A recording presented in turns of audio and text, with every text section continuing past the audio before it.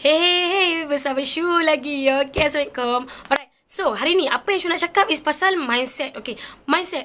So, korang kena ada mindset yang betul untuk berjaya. Okay, berjaya meningkatkan balik korang punya keyakinan diri. Sebab kalau mindset korang tak betul, korang takkan pergi ke next level. Okay, so first, apa yang korang kena ada is big why dalam hidup. Okay, big why, kenapa? Sebab big why ni yang akan menggerakkan kita pergi ke next step.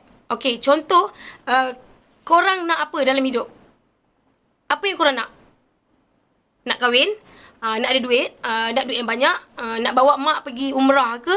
Okay, sebab bila kita ada benda tu, membuatkan kita akan memulakan langkah pertama.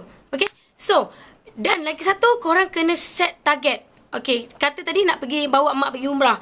So, set target tahun depan. Okay, tahun 2017 aku mesti nak hantar mak aku pergi umrah. Aku tak kira. Okay, alright. So, benda-benda ni yang akan permulaan yang akan buat hidup korang bukan macam sekarang. Okay, so lagi satu, cara kita berfikir. Okay, cara kita berfikir, kalau boleh, bukan kalau boleh, korang kena berfikir secara positif. Jangan negatif. Negatif tu abaikan je lah. Tak penting pun dalam hidup. Okay, and last and but not least, and ini yang paling penting korang kena buat and patut buat, and segala-galanya lah. Macam korang first join Shu, apa, korang nak tahu apa benda dia? Tindakan. Sebab korang bertindak. Kalau korang tak bertindak, selagi tak bertindak, selagi tu korang takkan ada first step.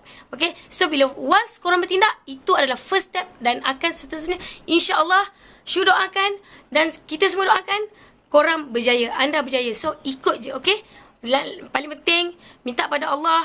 Benda ni apa pun yang kita nak is semua datang daripada Allah, and Allah adalah tempat yang patut, yang paling, and yang seharusnya kita minta dulu. Okay, barulah kita boleh ke next apa yang kita nak buat, insyaAllah, dengan izin Allah. Okay, alright. So Shu doakan korang berjaya. Okay, bye, see you guys.